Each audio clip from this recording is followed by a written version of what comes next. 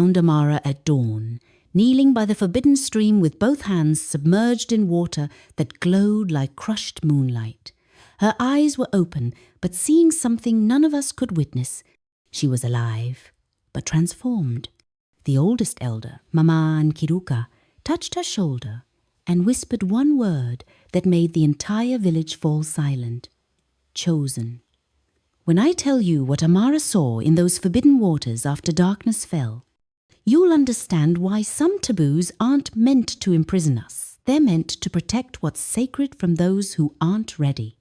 In Umuike village, nestled between red clay hills in Anambra state, the stream called Iiua has flowed for longer than anyone's great-great-grandmother can remember. Its water runs clearer than any borehole, sweeter than any well.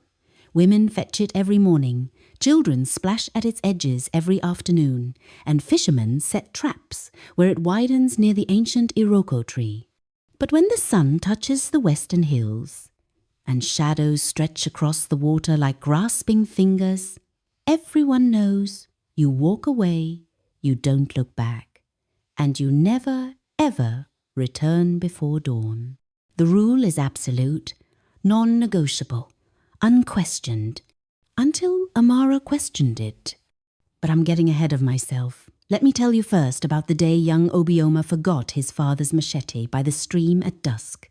It was harvest season, and 7-year-old Obioma had been helping his father clear bush near Iiua. As the sun descended, his father called him home for evening meal, and in his hurry, Obioma left the machete embedded in a fallen log just 3 meters from the water's edge. He remembered only when they were halfway home. "Papa, the machete!" Obioma turned to run back. His father seized his arm with a grip that left marks. "No."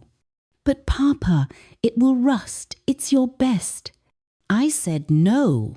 His father's voice carried that tone that ends all discussion in Igbo households. "We collect it tomorrow." That machete was worth more than a week's wages. The family needed it for harvesting, yet they left it there overnight. This is how serious the taboo is. That evening, as families gathered in their compounds, Obioma's father addressed the assembled neighbours. "My son nearly returned to the stream after dark. I have corrected him. We will retrieve the machete at first light." Mama Nkiruka, the village's oldest woman, so old that her wrinkles had wrinkles, nodded slowly. "You did well, Chukwudi. The machete can be replaced. Your son cannot." "But Mama," young Obioma protested, "what is there to fear? It's just water." The compound fell silent. Even the night insects seemed to pause. Mama Nkiruka beckoned the boy closer. When she spoke, every child and several adults leaned in to hear. "Nwa, my child, Iiua is not just water. Our ancestors made a covenant with what dwells there. By day, the stream serves us, gives us water, fish, life. But when darkness falls, it belongs to forces beyond our understanding. To intrude on that sacred time is to break an ancient pact. Do you understand?" "What kind of forces, Mama?" Obioma whispered. The old woman's eyes grew distant. "The kind we don't speak about. The kind that were here before the first Igbo person walked this land. We honor them by staying away when darkness claims the water. That is all you need to know." But Amara, sitting at the edge of the gathering with a hurricane lamp and a textbook on hydrogeology, looked up from her reading. She had returned to Umuike 3 months ago after finishing her degree in the city, coming home to help her ailing mother. At 24, she carried the confidence of someone who had seen fluorescent lights and internet cafes, who had learned about water tables and river systems and natural phenomena. She wanted to ask, but why? What exactly happens? Has anyone actually tested this rule in living memory? What evidence do we have? But she looked at the faces around her, genuine fear etched into every expression, children pressed close to their parents, even grown men looking uneasy, and she kept her questions to herself. For now, Because here's what Amara was thinking as she watched that community unite in its absolute certainty. In all her 24 years, in all the stories passed down, she had never heard of anyone actually breaking this taboo. Not once. Every tale was preventative. Someone almost went. Someone started to go. Someone thought about going, but no one had actually done it and returned to tell what happened, which meant the fear was inherited, assumed, unquestioned. And Amara, with her university education and her notebooks filled with rational explanations for village superstitions, believed she knew better. She would learn very soon that some knowledge isn't found in textbooks. Some truths require you to kneel in forbidden waters and meet them face to face. Amara had always been different. As a child, while other girls learned to balance water pots on their heads, she balanced questions on her tongue. Why must we throw kola nut 3 times? Why do we pour libation before drinking? Why can't women eat first? Her father would laugh. "Ama, you will question the sky why it is blue." Her mother, more patient, would explain, "Some things are done because they are done. Tradition doesn't always need reason." But Amara believed everything needed reason. That's why she studied so hard, won a scholarship, spent 4 years in Port Harcourt learning how the world actually worked. She'd seen water treatment plants and understood bacteria. She'd learned about superstitions arising from unexplained natural phenomena. She'd become certain that most village taboos were simply old explanations for things science now understood. The stream taboo especially frustrated her. Umuike was developing slowly, too slowly. They needed a borehole for clean water year-round, but the elders resisted. Why? Iiua provides everything we need. They couldn't fetch water at night for emergencies because of this ancient fear. During the rainy season when the path flooded, they'd rather go thirsty overnight than approach the stream after dark. It held them back, kept them fearful, kept them stuck in the past. That's what Amara thought. Then came the night that changed everything. Her mother, Chidinma, had been sick for weeks, a fever that came and went like unwelcome visitors. The village herbalist had given her treatments, but nothing worked permanently.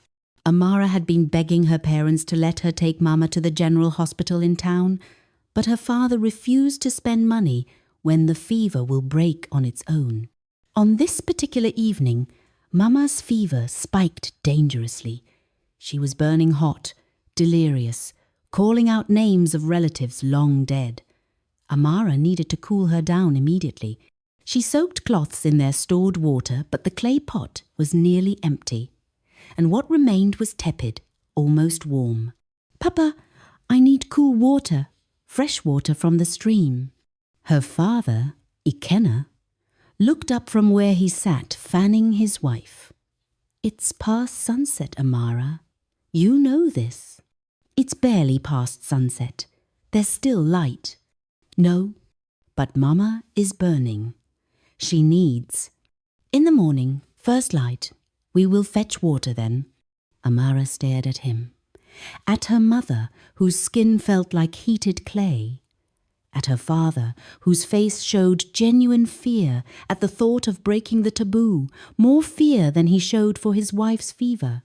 That's when something inside Amara solidified into resolve. She said nothing more. She tended her mother with the warm water, sang to her until she finally slept, helped prepare the evening meal in silence. She waited until her father slept on his mat near the door, until her younger siblings stopped whispering in the corner, until the village fell into that deep quiet that comes after midnight. Then she wrapped herself in a dark wrapper, picked up an empty jerry can and a flashlight, and slipped out like smoke. The night air was surprisingly cool against her skin. Umuike at night was a different world.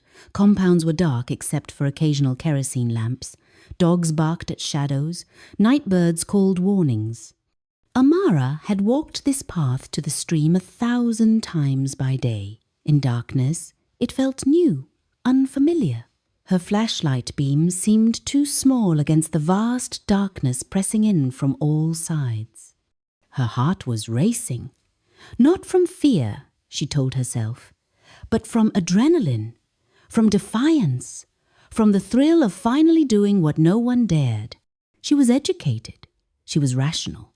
She would prove there was nothing to fear. The stream was only 5 minutes away. She could fetch the water, return home, help her mother, and in the morning casually mention where she got the cool water. Maybe then, finally, the village would start questioning these restrictions that held them captive to ancient fears. The path opened up. Through the trees, she glimpsed the stream and stopped, because even from here, even with her rational mind and her scientific understanding, something about the water looked different. During the day, Iuwa sparkled in sunlight, brown with earth but alive with movement. Now, in the moonlight filtering through leaves, the water looked silver, perfectly still, like melted mercury, like a mirror laid flat on the earth. Amara took a breath. It's just moonlight reflection. Basic physics. Nothing more. She stepped forward into the clearing, and the water, impossibly, began to glow. Not bright, not harsh, soft, like moonlight trapped under the surface, like someone had dissolved crushed stars into the current. The glow pulsed gently, almost like breathing. And the strange thing was, the water wasn't moving. The stream that always flowed, always sang over rocks, was perfectly, impossibly still. Physics, Amara whispered to herself.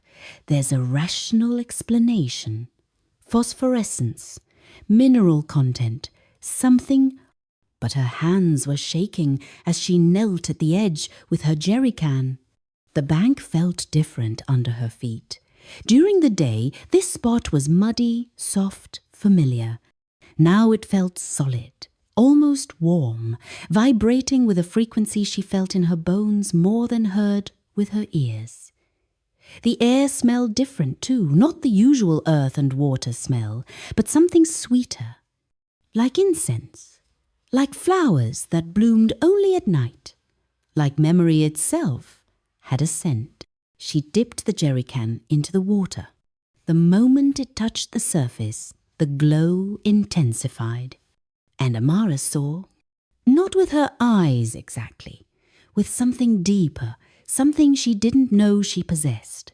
Images flooded her mind like someone turning on a projector directly into her consciousness. She saw Umwike village, but not now. Long ago, before the compounds, before the roads, when the forest was thick and the world was young, she saw people, her ancestors, approaching this same stream with reverence, with ceremony, with offerings of food and palm wine. She saw a woman standing in the exact spot where Amara now knelt. The woman was wrapped in white cloth, her hair adorned with cowries, her eyes closed in concentration. She was singing, and her voice seemed to make the water itself respond, rising up to meet her outstretched hands. The vision shifted. She saw the same stream during a terrible drought. The land cracked like old skin, crops withered, children cried from thirst. But Iuwa still flowed, still gave water, still sustained the village when everything else failed. And she understood this was no ordinary stream. It couldn't be.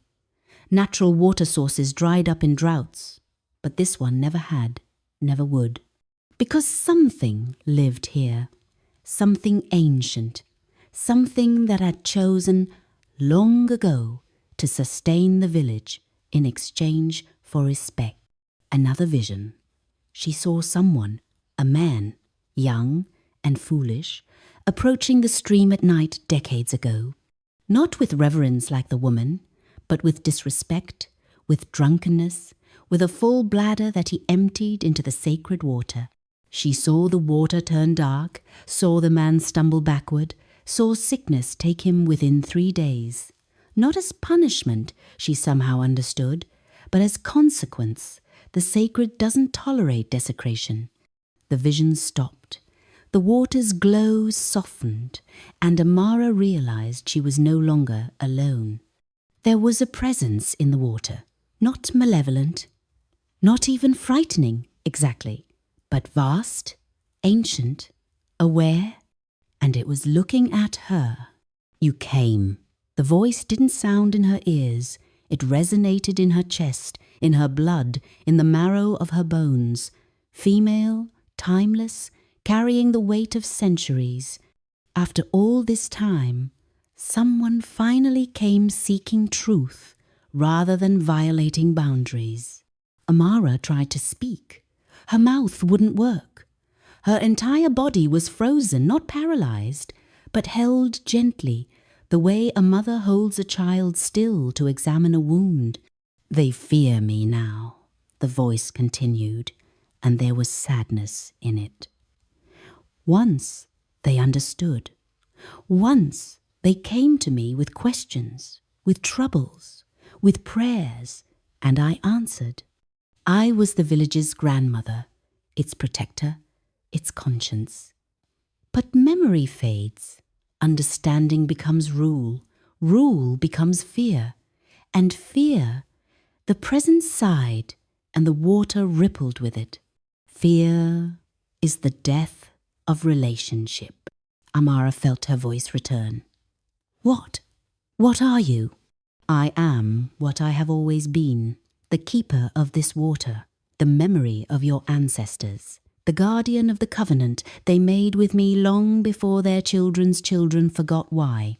The taboo was never about keeping you away from me.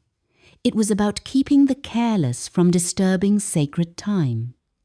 After darkness, this water becomes a threshold, a place where the physical world touches something older. The living can speak with what endures, but only if they come with pure intention. Only if they come seeking truth, not violating space. The presence moved closer, Amara felt, rather than saw it. Your ancestors understood. They would send their seekers, their troubled, their questioning ones to me after dark, but always with preparation, always with respect, always knowing what they approached. Then why doesn't anyone remember? Time, Christianity, change. The explanations became, don't go there, and eventually no one remembered why. The covenant remained, but the understanding was lost. Until you. Amara felt tears on her face, though she couldn't remember starting to cry. Why me? Because you came for your mother. Because your heart was pure, even if your mind was skeptical. Because you're ready to understand what your village has forgotten. The voice gentled. Amara, daughter of Ikenna, granddaughter of Okafor, descendant of those who made covenant with me, I have been waiting for someone like you. Will you hear what I must tell you? And Amara, kneeling by forbidden water with her jerrycan, forgotten and her rational mind completely shattered, whispered, yes. Then listen well, for what I tell you now, you must carry back to your people. The presence in the water drew Amara closer, not physically, but consciousness to consciousness. The way dreams pull you deeper into their logic, she found herself understanding without words, knowing without explanation, as the guardian of Iuwa revealed truths that textbooks never taught and universities never knew. I am called Mirine, the voice said. Mother Water. I am not the stream itself, but the spirit who chose generations ago to dwell here and sustain your people. I am one of many who once walked closely with humans before the forgetting began. Visions flowed again, clearer now. Amara saw the true history. 200 years ago, during the slave raids that ravaged Igbo land, a group of people fled into the forest seeking safety. They were starving, desperate, traumatized. They found this stream and drank deeply. And when they did, Mimirine revealed herself to the elder among them, a woman named Ugochi. Stay here, Mirine had told Ugochi. Build your village around me. I will provide water that never fails, fish that always return, protection from those who would harm you. In exchange, honor me. Respect the boundary between day and night. Let daytime be for practical needs. Let nighttime be sacred for prayers, for seeking, for those who need to touch something greater than themselves. Never take my water carelessly after dark, only reverently, only when guided by pure intention. The people agreed. They built Umuike. For generations, the covenant held. When someone faced impossible decisions, they would come to Mirina after dark with proper ceremony. When sickness defied the herbalist's knowledge, they would seek her wisdom. When disputes threatened the village, they would bring their troubles to the water's edge after sunset and receive guidance. The stream had never been feared. It had been cherished, sacred, a direct connection to the spiritual realm that existed alongside the physical world. But then Amara saw it all. Missionaries came. They called the old ways paganism, said water spirits were demons. Parents stopped teaching children about Mirine, afraid they'd be punished for devil worship. The ceremonies ceased. The midnight prayers stopped. The understanding faded into vague rules. Don't go to the stream after dark. Don't disturb the water at night. Stay away when darkness falls.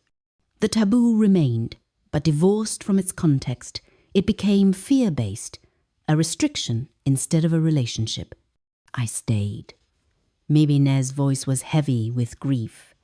Even as they forgot me, even as they began to fear me, I kept the water flowing. I kept the fish plentiful. I honored the old covenant, even though they no longer understood it, because I loved them, because I made a promise to Ugochi, because that is what guardians do. But you're lonely, Amara whispered, understanding suddenly. You've been lonely for longer than you can imagine. To be right here, hearing their children play in my water by day, watching them grow and marry and die, and yet they no longer see me, no longer speak to me. They fear what they once loved. The water shimmered with emotion. I have waited for someone brave enough or desperate enough or pure-hearted enough to break the fear and meet me again. Why didn't you just show yourself? Make them remember. Would they believe? Or would they run screaming, calling me a devil, perhaps try to have the stream blessed or exorcised by those who would drive me away? The presence emanated gentleness. Truth cannot be forced, Amara. It must be sought. You sought truth to help your mother, yes, but also because your spirit yearns to understand. That's why I can speak to you now. Amara's mind was reeling. Everything she'd learned, all her scientific understanding, all her rational explanations, none of it was wrong, exactly. But it was incomplete. Science explained the how. This explained the why. There was room for both. What do you need from me? Amara asked. Be the bridge your ancestors once were. I don't ask the village to worship me. I never did. I ask only for understanding, for respect, for the knowledge that I am here, I am real, and I keep my covenant still. Mimarina's voice strengthened. Tell them the truth. The taboo exists not because I am dangerous, but because I am sacred. Not because they should fear me, but because nighttime is when this water becomes thin between worlds. During the day, use my water freely, joyfully, that's what it's here for. But after dark, approach with awareness, with reverence, or better yet, come to me with your deepest questions, your greatest troubles. Come as your ancestors did, and I will help if I can. They won't believe me. They'll think I've gone mad. Then I will give you proof. The water swirled, and suddenly Amara's jerrycan, which she'd completely forgotten, was full of water that glowed softly, pulsing with gentle light. This water carries my blessing. It will heal your mother's fever before dawn, and it will retain its glow for 3 days, visible to all, proof that you have not imagined me. And after that, the choice is theirs, to remain in fear or to return to understanding, to treat this stream as just water or to remember it is sacred. I will love them either way. I will sustain them either way. But oh, Amara! The presence wrapped around her like a warm embrace. How I hope they choose to remember. Amara felt herself being released from the trance-like state. The visions faded. The direct connection dimmed. But before it was completely gone, Mirina spoke once more. You will be different now. Changed. You have stood at the threshold and looked through. You have touched the sacred and been touched by it in return. This is not a curse, child. It is a calling. Will you accept it? Amara looked at the glowing water in her jerry can, at the stream that had always been there, always would be there, patiently loving a people who had forgotten how to love it back. She thought of her mother burning with fever, of the village trapped in fear, of ancient wisdom waiting to be reclaimed. Yes, she said, I accept. Dawn found Amara exactly where she'd been since midnight, kneeling by the stream, her hands still submerged in water that glowed like captured moonlight. She was aware of time passing, of the sun rising, of the forest waking around her. But part of her consciousness was still touching something vast and eternal, like a phone call that hadn't quite disconnected. When the first villagers came for morning water, 3 women with clay pots balanced on their heads, they saw her and screamed. Within minutes, the entire village converged on Iiua. Amara's father arrived first, sprinting barefoot down the path, her mother somehow walking despite the fever that had gripped her the night before. Her younger siblings clung to neighbours. The elders came more slowly but with equal urgency. Amara! Her father reached for her, then stopped, staring at her hands in the glowing water. Chiamaka God, what have you done? She turned to look at him, and several people gasped. Her eyes were different, not the colour, but the depth. As if she'd aged 10 years in one night, or become younger, or simply changed in a way that defied easy description.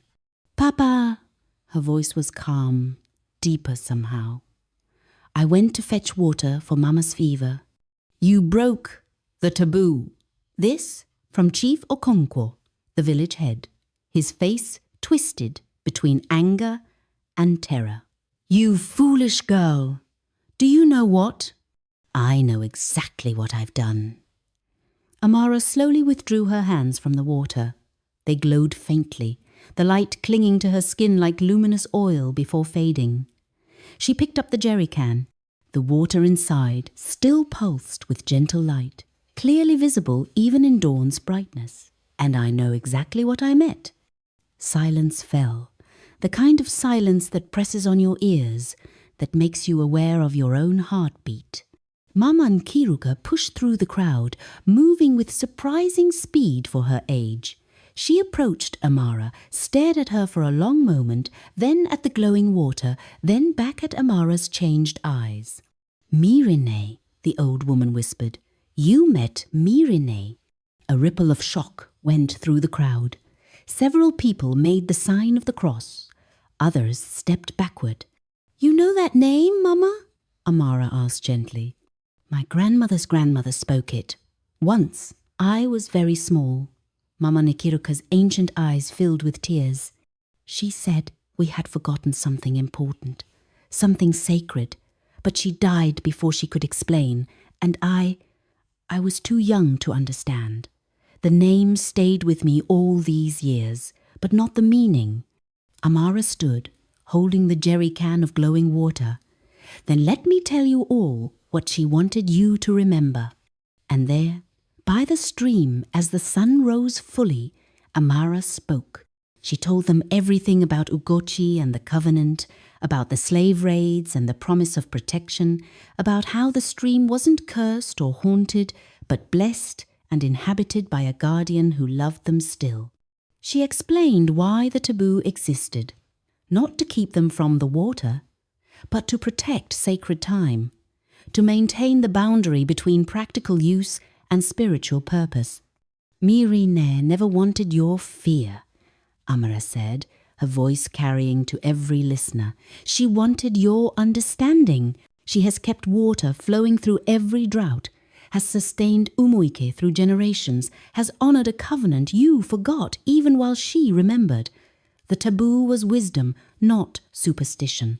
After dark, this isn't just water, it's a threshold to something holy. Blasphemy! Father Benedict, from the Catholic mission, pushed forward. There is only one God. This is devil worship. But Mama Nkiruka raised her hand. Peace, Father. Our ancestors knew what you perhaps do not, that one God can work through many hands. Mirine is not a god. She is a guardian, a spirit of place. There is room in this world for both faith and the sacred forces that dwell in water and earth and air. And what of this? Amara's father pointed at the jerrycan. You bring us glowing water and expect us to believe? Then watch. Amara carried the jerrycan to her mother, who stood swaying, her face still flushed with fever. Mama, drink. Chidinma hesitated, looking to her husband, who after a long moment nodded. She drank deeply from the glowing water. The effect was immediate.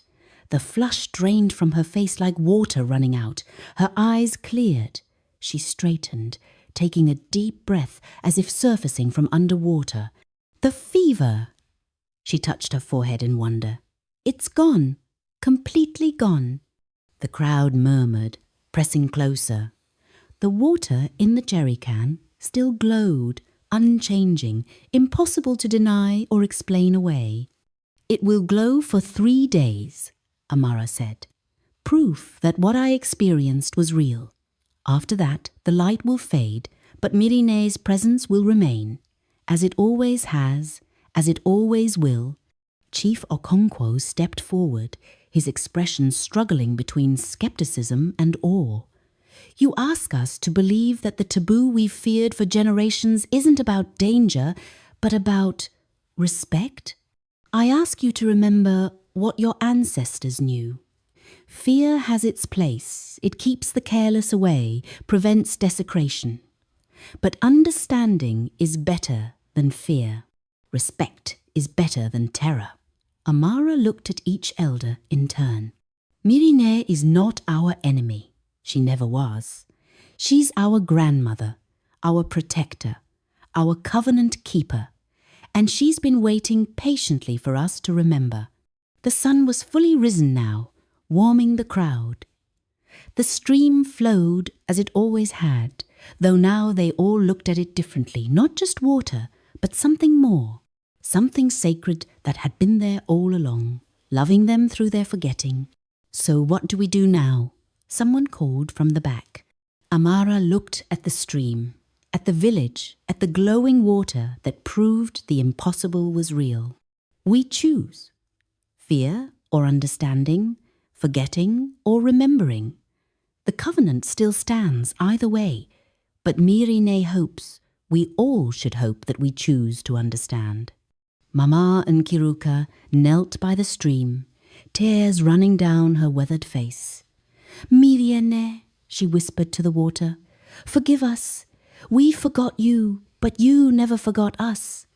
And though only Amara could feel it clearly, every person present sensed something shift, a warmth in the air, a rightness settling over the clearing, like the earth itself was sighing with relief. The bridge between worlds, broken for generations, had been rebuilt. 6 months later, Umuike village looked much the same as it always had, compounds of earthen walls, children playing in dusty yards, women pounding yam in wooden mortars. But look closer, and you'd see the differences. At Iyiua's edge stood a small shelter now, built by the village men under Mama Nkiruka's direction. Not a shrine, the Christians wouldn't allow that, and it wasn't needed anyway. Just a clean, respectful covering where people could sit and think, or pray, or simply acknowledge the sacredness of the place. Inside hung a calabash of water and kola nuts, traditional signs of welcome and respect. The taboo still stood. No one fetched water carelessly after dark. But now, when someone faced unbearable troubles, when questions kept them awake at night, when the weight of life grew too heavy to carry alone, they knew they could come to Mimirina with reverence, with ceremony, with the pure intention of seeking truth.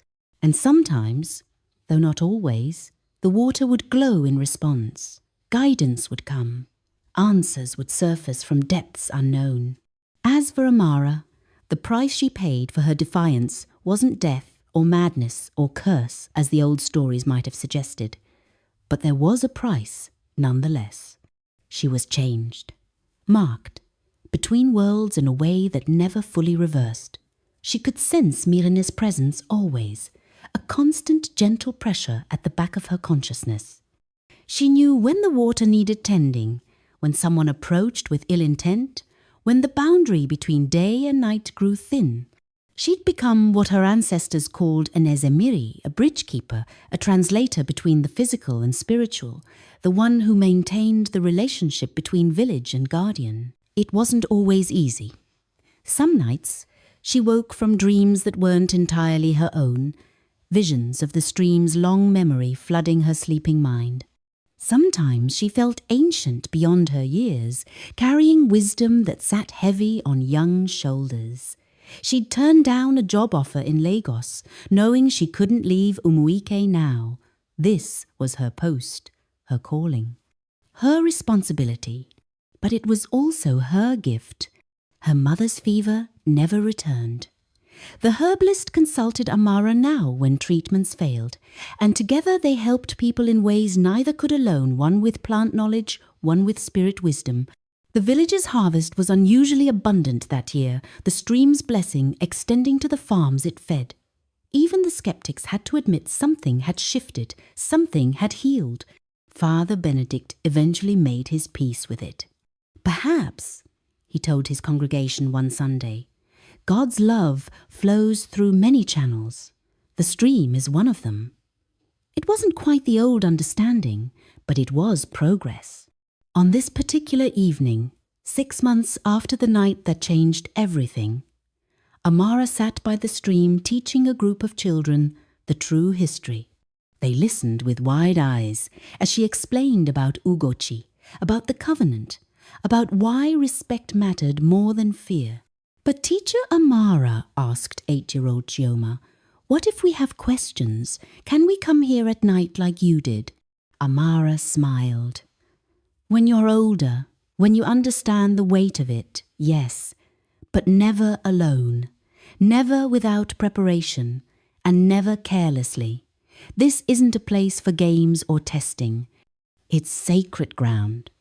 You approach it like you'd approach your grandmother's presence, with love, with respect, with genuine need. And Miriene will answer, sometimes, in her own way, in her own time. She's not a genie granting wishes. She's a guardian who loves us enough to guide us, challenge us, help us grow. Amara looked at the water, glowing softly in the fading light. But you must listen carefully. Truth doesn't always come in the form you expect. Old Maman Kiruka joined them, lowering herself onto a stone with the careful movements of the very aged. Tell them the most important part, Amara, the part about why you went that night. Amara nodded. I went because I thought I knew better than all of you. I went because I believed education made me smarter than tradition. I went because I was arrogant. She paused, letting that sink in. But I also went because I genuinely wanted to help my mother. My intention was pure, even if my attitude was flawed. That's why Mirine spoke to me rather than punishing me. She saw my heart beneath my pride. So we should question traditions? asked Obina, looking confused. Question wisely, Mama Nkiruka answered. Not all traditions are sacred. Some are just habits that outlived their usefulness. But some, like our covenant with Mirine, are sacred wisdom dressed in old words. The trick is learning which is which. And that requires humility. It requires being willing to discover you were wrong. Like teacher Amara did, Chioma said. Like I did, Amara confirmed. I thought I was breaking a superstition. I was actually approaching a truth so old and deep that my textbooks never mentioned it. Science is good, don't misunderstand. Everything I learned in university is true, but it's not complete. There are other truths, older truths, that exist alongside scientific facts. The sun touched the horizon. The children gathered their things to head home before full darkness fell. But they were no longer running from fear. They were moving with respect, understanding the difference. When they were gone, Amara remained by the stream as she did most evenings, maintaining the watch she'd accepted. Mama Nkiruka stayed with her. You gave up your city life for this, the old woman said. Do you regret it? Amara considered. She thought about the job offer, the salary that would have transformed her family's finances, the modern apartment, the career trajectory. Then she thought about the weight of purpose she carried now, the healing she'd witnessed, the bridge between worlds that would have collapsed without someone to maintain it. No regrets, Mama. Some prices aren't losses, they're exchanges. I traded a comfortable life for a meaningful one. I traded independence for purpose. I traded certainty for mystery that actually matters. She touched the water gently, feeling Mirine's presence like a warm current. Besides, the city will always be there. But how many people get to be the one who reconnects their community with the sacred? Who gets to be the answer to a guardian's century-long loneliness? Mama Nkiruka chuckled. You sound like an elder already, and you're barely 25. I feel like one sometimes. Amara smiled. But other times I feel like a child, learning to walk, stumbling through responsibilities I barely understand. That is wisdom too, knowing what you don't know. The old woman stood, joints creaking. Your great-great-grandmother would be proud. Perhaps she is proud, wherever ancestors watch from. After Mama Nkiruka left, Amara sat in the deepening twilight. The stream's surface began its nightly transformation, that subtle shift from ordinary water to something more. She didn't fear it anymore. She welcomed it. Thank you, she whispered to Memerina, as she did every evening, for choosing me, for trusting me, for loving this village even when we forgot you. The water glowed softly in response, and Amara felt the guardian's presence more clearly, affection, gratitude, and something that might have been hope. Because here's what Amara understood now, that she couldn't have grasped 6 months ago. The world was full of sacred things hiding in plain sight, streams that were more than water, trees that remembered, stones that witnessed. The earth itself was alive with presence, with consciousness, with spirits that predated human arrogance and would outlast human forgetting. Modern people had traded that understanding for electric lights and scientific certainty. And both were good, both were valuable. But something profound was lost when humanity decided that if something couldn't be measured in laboratories, it couldn't be real. Umuike was learning to hold both truths at once. To honor the sacred while embracing the practical, to respect tradition while questioning thoughtfully, to fear appropriately while understanding deeply.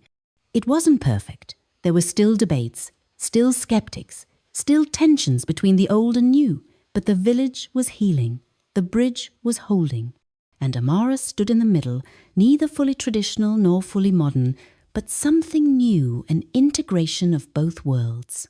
The moon rose, full and bright. The stream reflected it perfectly, a silver mirror connecting earth to sky. And somewhere in that reflection, In that threshold between physical and spiritual, Mirine kept her ancient watch.